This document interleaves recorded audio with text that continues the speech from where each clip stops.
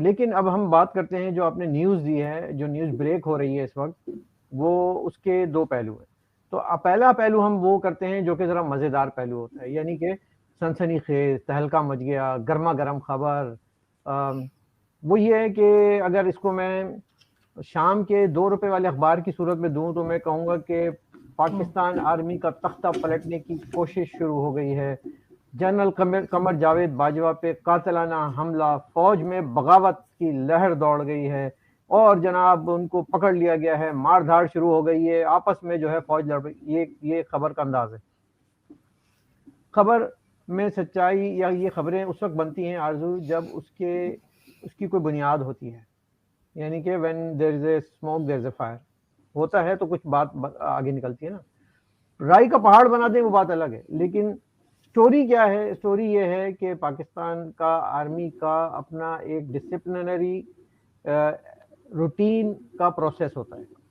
उस प्रोसेस में खिलाफ वर्जियों पे गिरफ्तारियां होती हैं, उनको जेलों में डाला जाता है। इसीलिए मिलिट्री इंटेलिजेंस बनाई गई है, इसीलिए एमपी बनाई गई है, मिलिट्री पुलिस बनाई गई है, और वो ये काम गाहे बगाहे करती रहती है। लेकिन जब ये न्यूज़ ब्रेक होके बाहर जाती है और उसको मुख्तलिफ रंग दिए जाते हैं, उसकी सच्चाई को जांचने के लिए, वेरिफिकेशन करने के लिए there is no such evidence. तो अभी आपकी जो न्यूज़ है वो बिल्कुल 100% सही है, दुरुस्त है, उसको मैंने भी कंफर्म किया है। लेकिन वो उस न्यूज़ के पीछे कहानी क्या है, वो कहानी आप कुछ भी बना सकते हैं। तो और वो मैं उसको तस्दीक नहीं कर सकता, और अंग्रेजी में कहते हैं कि नाइदर आई कैन कंफर्म और डिनाई द न्यूज़। 14 लोगों को अरेस्ट किया गया, यस।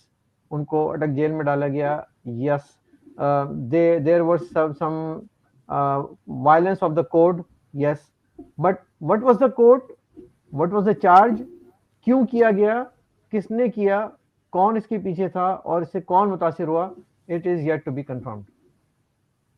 लेकिन सर आपको लगता है कि इस तरह का कोई इख्तिलाफ होगा इनके बीच में, आर्मी के बीच में कोई दो ग्रुप्स बने हैं?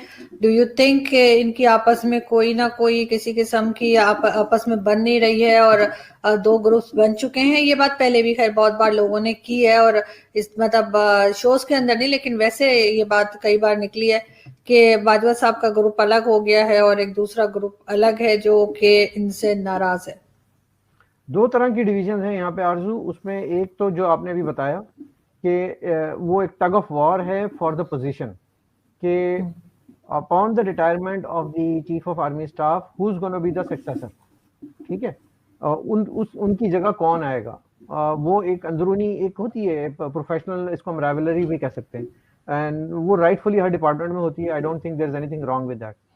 लेकिन इसी का एक और पहलू ये भी है कि there is a further extension being expected from Qamar Javed साहब, कि वो चाहते हैं कि मुझे एक एक्सटेंशन और मिल जाए ताकि जो मेरी कॉन्टिन्यूटी ऑफ द डॉक्ट्राइन है वो चलती रहे। ज़ाहिर है वो अपना एक इस वक्त की मौजूदा सूरत हाल में, उस वक्त जब इनको एक्सटेंशन दी गई थी तो एलओसी पे सिचुएशन बहुत ख़राब थी।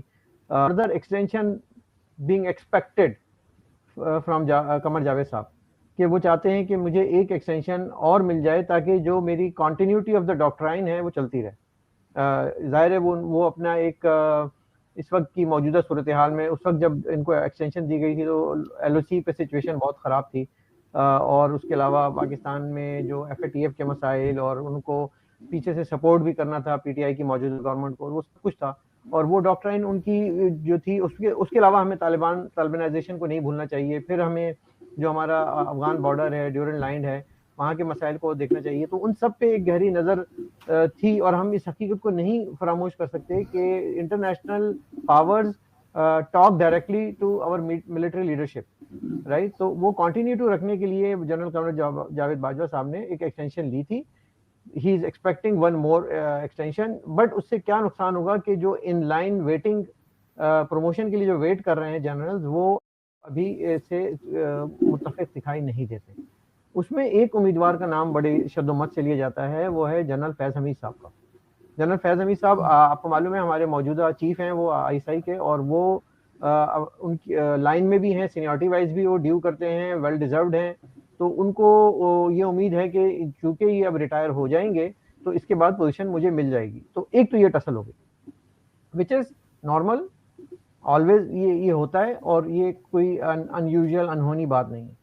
लेकिन जो दूसरी टसल है वो एक सेंटिमेंटल, जिसे हम कहते हैं कि एक सेंटिमेंट पाए जाते हैं विद इन द क्वार्टर्स के जो पश्तून रेजिमेंट्स हैं या पश्तून जवान हैं और पश्तून अफसरान हैं उनमें, कि जब वो देखते हैं कि जिस तरह की नॉर्थ वजीरिस्तान में और फाटा में जिस तरह की अट्रॉसिटीज़ हुई हैं वो उनके ही कबाइल के साथ हुई हैं। वो डिस्प्लेस भी हुए हैं तो उससे वही लोग हुए हैं, जिनके घर लूटे गए तो वही लोग थे।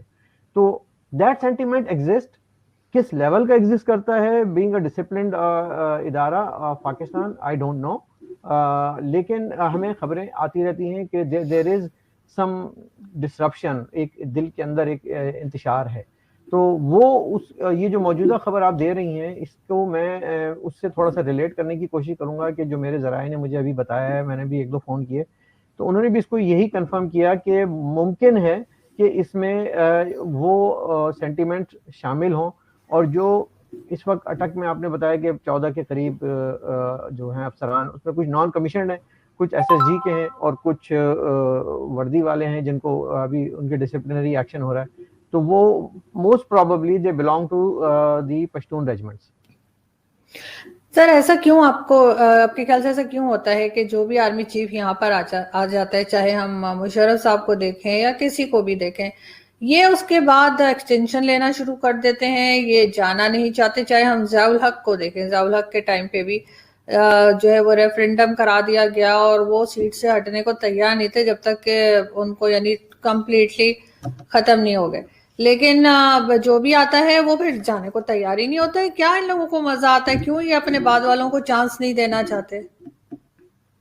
अनफॉर्चुनेट है ये, वो समझते हैं कि हम ही सब कुछ हैं और हमारे बाद जो आएगा वो नालायक होगा, नाअहल होगा, शायद मुझसे ज़्यादा समझदार, पढ़ा लिखा और इस मुल्क का मुहब्बे वतन और कोई नहीं होगा।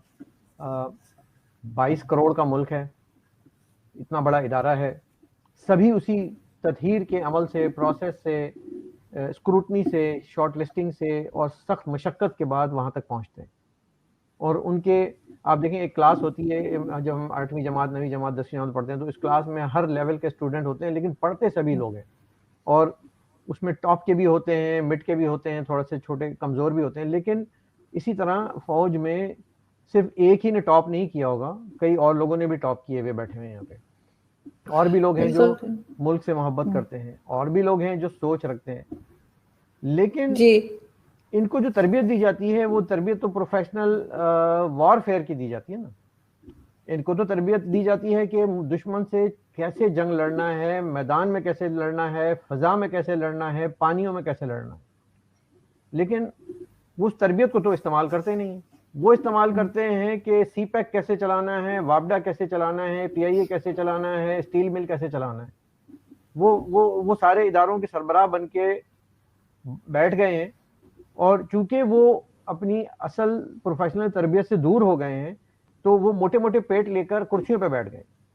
तो मुझे तो खतरा ये है कि जब जंग होगी तो ये लोग भाग पाएंगे, ये नहीं भाग पाएंगे, ये उल्टा भागेंगे लोग, या पेट के बल गिरेंगे। ये एक मुझे परेशानी हो गई है कि ये इस तरह की जो प्रोफेशनल फौज के साथ ज्यादती की गई है इनको सिविल इदारों में लगाकर, और मैं इसको ज्यादती ही कहूँगा। और ये मैं आपको एक बात बताऊं कि फौज के अंदर एक तबका ऐसा है जो अपने इदारे से मोहब्बत करता है, जो अपनी जॉब से मोहब्बत करता है, जो अपने प्रोफेशन को चाहता है। जब मैं मैट्रिक में था तो मैंने जीडी पायलट के लिए बड़े टेस्ट वेस्ट दिए, सीना वीना चौड़ा किया, मैंने बाकायदा वो क्वेश्चन याद किए। मैं बनना चाहता था पायलट, ठीक है, वो किसी वजह से नहीं बना, लेकिन मैं बनना चाहता था पायलट, जीडी पायलट बनना चाहता था, फाइटर चलाएंगे। क्यों? क्योंकि एक आपका जुनून होता है कि आप अपने मुल्क के लिए, आप जब फ़ज़ाओं की हिफाजत करते हैं, जब अपने समंदरों की हिफाजत करते हैं, जब अपनी सरहदों की हिफाजत करते हैं, तो लोग आपकी रिस्पेक्ट करते हैं। आज मैं कनाडा में कहीं से गुजर रहा हूँ, मेरा कोई फौजी गुजर रहा हूँ ना, सब लोग उसका कंधा थपथपाते हैं, शाबाश देते हैं, you are doing a job for your country. तो मैं किसका कंधा थपथपाऊं? मुझे बताइए। मैं थपथपाऊं कि तुमने बड़ा अच्छा सीपैक चलाया या तुमने पापा जॉन बनाए? तो आप तो मुझे अपनी ही नजरों में गिरा रहे हैं। आपने तो मेरा वो इमेज ही शैटर कर दिया, जो मैं बनना चाहता था। आपने मेरा वो इमेज ही शैटर कर दिया कि आज आप सरकारी इदारों में बैठ के जो है वो फाइलें पुश कर रहे हैं। सो दैट इज वाई कि जो फौज के अंदर भी ऐसे, मैंने हमेशा हर प्रोग्राम में बात की है कि यार ऐसा हो नहीं सकता कि एक एकेडमिक कोई ऐसा फौजी जवान अफसर ना हो जो ये सोचता ना होगा कि ये गलत हो रहा है। और ये सोच पल रही है फौज के अंदर, ये सोच पल रही है। एक तरफ तो पश्तून और ये सिंधी रेजिमेंट और ये दूसरे बलोच रेजिमेंट है, इनकी सोच पल रही है, लेकिन एक सोच ये भी पल रही है कि इतनी बड़ी दुनिया की, जैसे आर्मी हम कहते हैं, नंबर 1 कहते हैं, ताकतवर आर्मी कहते हैं, न्यूक्लियर स्टेट कहते हैं, वो ये काम कर रही है कि वो क्लर्कों वाला काम कर रही है। That is disgrace and insult to the Pakistan army. बिल्कुल। और सर जरूर कुछ लोग यकीनन ऐसे होंगे जो इस गलत को गलत ही समझते होंगे, लेकिन क्योंकि शायद उनकी तादाद कम है तो इसलिए वो कुछ कर नहीं पा रहे। लेकिन सर अगर हम आगे बढ़े और हम बात करें पाकिस्तान की फॉरेन पॉलिसी की, पाकिस्तान के फॉरेन मिनिस्टर की और प्राइम मिनिस्टर की, इंटरनेशनल मीडिया में जाके जिस किस्म के इंटरव्यूज ये लोग देते रहे हैं पिछले 1-2 दिन में और एम्बैरेसमेंट अपने लिए क्रिएट करते रहे हैं, आप किस तरह देखते हैं शाह महमूद कुरैशी और इमरान खान साहब दोनों के ही जो इंटरव्यूज आए हैं? वो एक कौम के लिए कहना चाहिए कि सब लोग परेशान है कि आखिर इन लोगों को जवाब देना क्यों नहीं आता। अच्छा, मैं इसको देखता तो खैर वैसे ही हूँ जैसे आप भी देख रही हैं और आवाम भी देख रही है कि ये बड़े नालायक लोग हैं और नाअहल लोग हैं, ठीक है ना। इनको बात करने की जो है तमीज़ नहीं है, या इनको डिप्लोमेटिक ट्रेनिंग नहीं है, और ये एक्सपीरियंस और सीजन लोग नहीं। अब शाह महमूद कुरैशी जो इतनी एक सीनियर सीजन पार्लियामेंटेरियन है, मतलब ये कोई नए तो नहीं आए ना, कल उठ के आ गए, ये तो पुराने, इन्होंने तो हर दौरे हुकूमत के साथ काम किया है। और उसके बाद उनकी ज़बान लड़खड़ा जाती है। क्यों लड़खड़ा जाती है? वो सोच में पड़ जाते हैं, वो उनसे कोई सवाल करो वो सोचने लग जाते हैं, पॉज आ जाता है 10 सेकंड का। क्यों आता है? वो सोच रहे होते हैं कि यार मेरी तो औकात नहीं है बोलने की, ठीक है, मुझे इजाजत नहीं है बोलने की, मैं बोलूंगा तो मुझे हो सकता है पीछे से कॉल आ जाए। तो अब जब एक आदमी का माइंड, उसकी सोल, उसकी सियासी नजरिए को कंट्रोल किया जाए तो वो परेशान हो जाता है, वो बोल नहीं पाता। मैं यहां बैठ के बोलता हूं क्योंकि मैं आजादी से बोलता हूं, मुझे डर नहीं होता, लेकिन शाह महमूद कुरैशी को डर होता है कि मैंने अगर कुछ ऐसा वैसा बोल दिया तो मुझे खिंचाई हो जाएगी, कॉल आ जाएगी, पेशियां हो जाएंगी। और ख़ासतौर पे जब उसामा बिन लादेन की बात आ जाए तो क्या हम आज जो तालिबान से अफ़गानिस्तान में नेगोशिएशंस कर रहे हैं, कहीं वो तो इफ़ेक्ट नहीं हो जाएगी? कहीं फ़ौज के अंदर का वो सेगमेंट जो कि उसामा बिन लादेन को सपोर्ट करता रहा है, जिसने एबटाबाद में उसको पाला, कहीं वो तो नाराज़ नहीं हो जाएंगे? क्योंकि वो आज भी मौजूद हैं। तो वो फिर उस कन्फ्यूजन का शिकार होके आए बाएं शाएं करते हैं और कुछ नहीं करते। इमरान खान की मिसाल ले लीजिए, वेस्टर्न वर्ल्ड के पढ़े लिखे ग्रो अप हुए प्ले बॉय को मदीने की रियासत का खलीफा आपने बना दिया। आप सोचें जरा, मतलब एक प्ले बॉय अब मदीने की रियासत का खलीफा बन गया, तो उसको तो यही नहीं पता होगा कि इस्लाम के बुनियादी अरकान क्या हैं, उसको यही नहीं पता होगा कि आज जो रेप हुआ इसकी रूट कॉजेज क्या हैं। वो हर चीज को इस्लाम से जोड़ेगा ताकि साबित कर सके कि मुझसे बड़ा सच्चा मुसलमान कोई नहीं है। लोगों, ए ईमान वालों, मुझ पे ईमान ले आओ क्योंकि मैं इस मदीने के रियासत का खलीफा हूँ। तो इमरान खान जो बकवास करते हैं टीवी पर आके, खवातीन के खिलाफ, खवातीन के कपड़ों के खिलाफ वो नाजेबा जुमले अदा करते हैं, शर्म आती है हमें।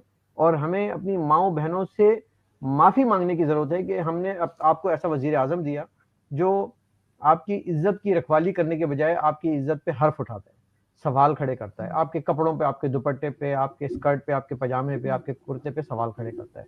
उसको पाकिस्तान की हर लड़की जो है वो कंटेनर पे नाचती भी चाहिए और पाकिस्तान की हर खातून बुरके में लिपटी हुई चाहिए। ये उसका एक जहनी तजाद है। एक तरफ उसका प्ले बॉय इमेज है, एक तरफ उसका वो कंटेनर का इमेज है, और एक तरफ अब ये मदीने की रियासत। आप मदीने की रियासत का तो तस्वुर लेके आए ही नहीं थे पॉलिटिक्स में। आप तो आए थे इंसाफ का लेकर कि मैं इंसाफ दिलाऊंगा, अकाउंटेबिलिटी करूंगा। ये इस्लामाइजेशन आपके दिमाग में डाली गई है, ठोसी गई है, बल्कि इस्लामाइजेशन भी नहीं कहूंगा, मैं कहूंगा तालिबानाइजेशन आपके जहन में ठोसी गई है ताकि आप उस एजेंडे को पूरा कर सकें जिसके लिए आपको यहां लाया गया था। अच्छा, लाया भी उन लोगों को जाता है जो कमजोर होते हैं, लाया भी उन लोगों के लिए जाता है कि जिनमें कोई ऐसी लीडरशिप क्वालिटी नहीं होती जो सवाल कर सके, जो बात कर सके। जो क्वेश्चन कर सके। आप ये देखिए कि जो क्वेश्चन करता है, जो सवाल उठाता है, आज वो जमीन के अंदर है। भुट्टो को लटका दिया, भुट्टी को मार दिया। जो सवाल करता है, जो आप पे क्वेश्चन उठाता है, जो आपको जो है ना आंखों में आंखें डाल के बात करता है, उसको मुल्क से बाहर भेज देते हैं, वो गद्दार हो जाता है। आज नवाज शरीफ जो है बाहर बैठ के गरज रहा है, अल्ताफ हुसैन बाहर बैठ के गरज रहा है, और वो गद्दार है। और बाकी जो है ना, गद्दारी को इन्होंने एक आम खेल बना लिया है। ट्रीजन